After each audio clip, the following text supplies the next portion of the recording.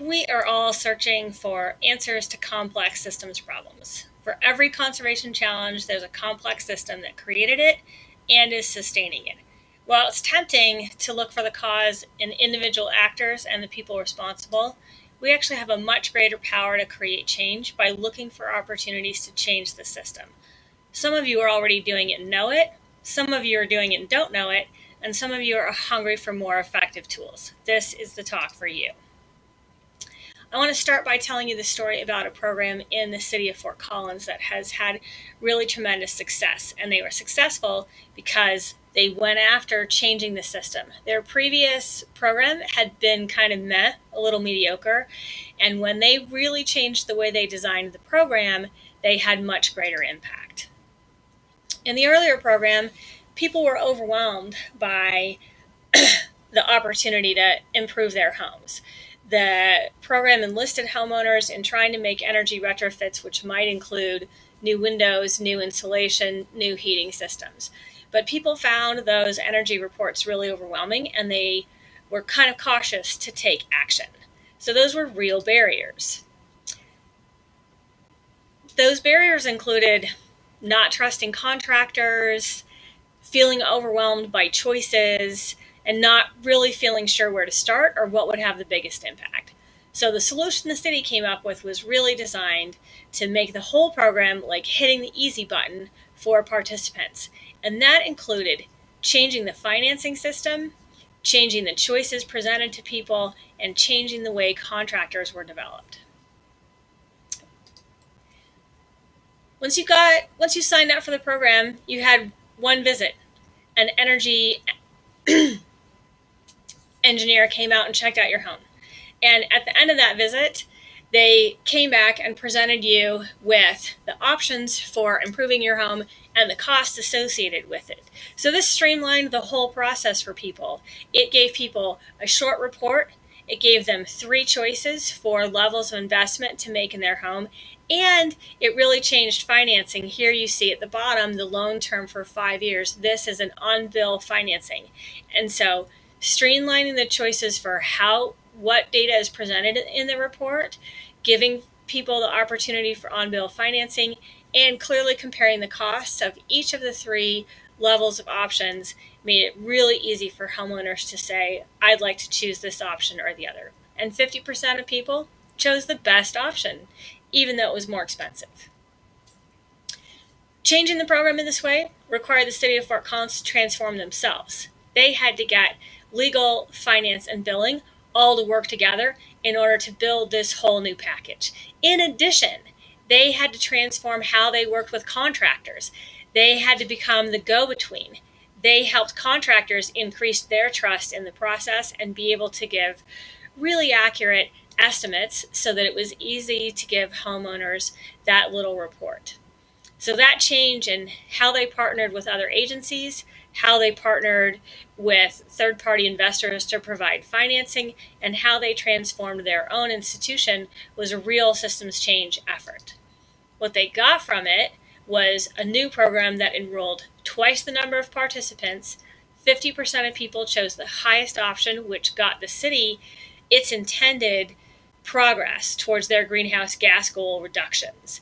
And then the choices that homeowners made produced for them a variety of savings. 70% savings in natural gas and 50% change in electricity.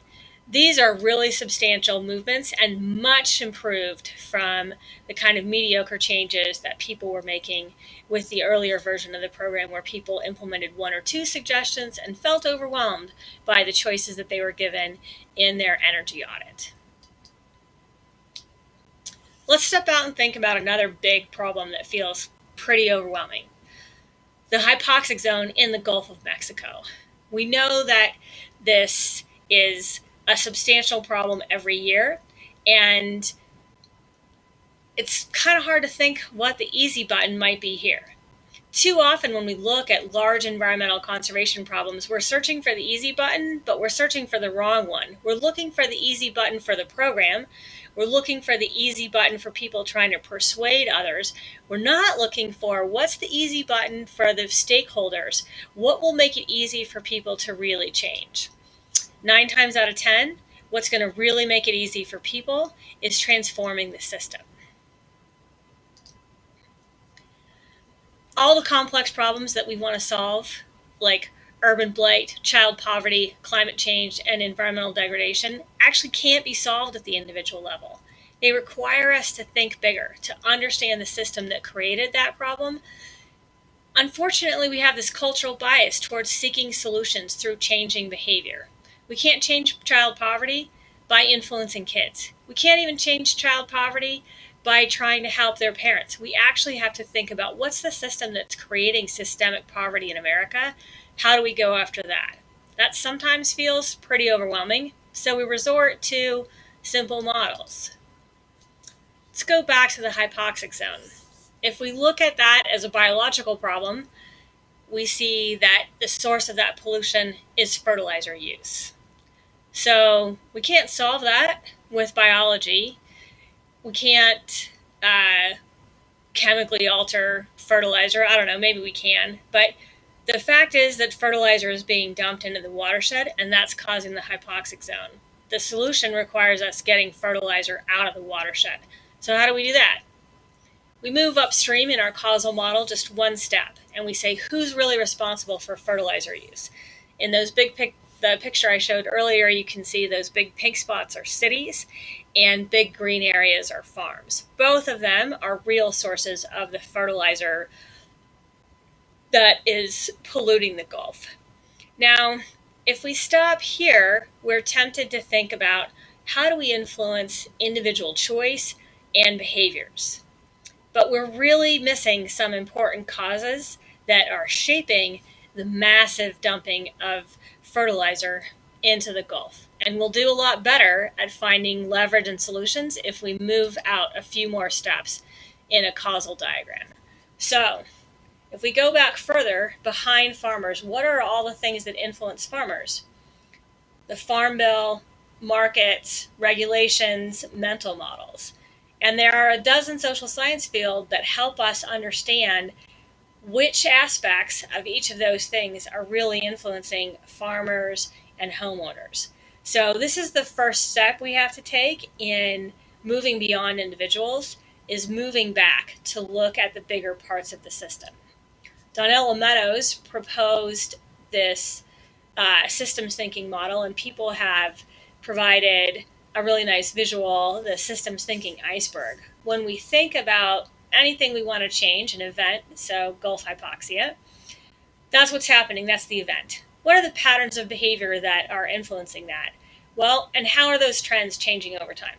What's happening on farms? How are they different? What's happening in cities? We actually know that in cities, people are using a lot more fertilizer per square foot of lawn than they are using per square foot in farms. But those are not the only things. That's just kind of at the waterline. There's a bunch of stuff underneath there that are structures and mental models, the mental model we have for maximizing production.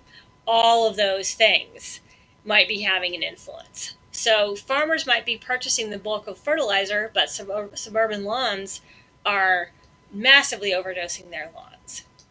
If we want to really make change, we have to think about those different stakeholders and their contexts in different ways.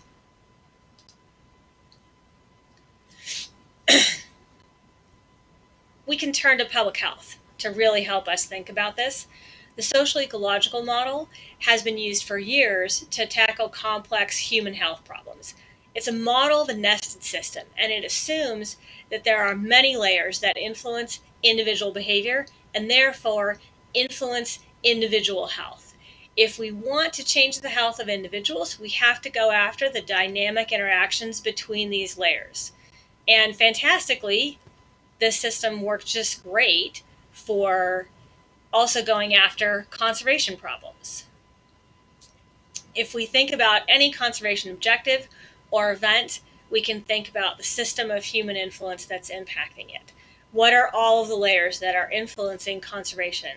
Individual choices are, interpersonal interactions and social norms are, organizations are making choices and taking action that are influencing them. The important thing here is that each layer has a unique influence. The layers are shaping each other, and our solutions must be at multiple layers. We can't affect the outcome by only targeting individuals, and this social ecological model helps us see that really impactfully alongside that systems thinking framework.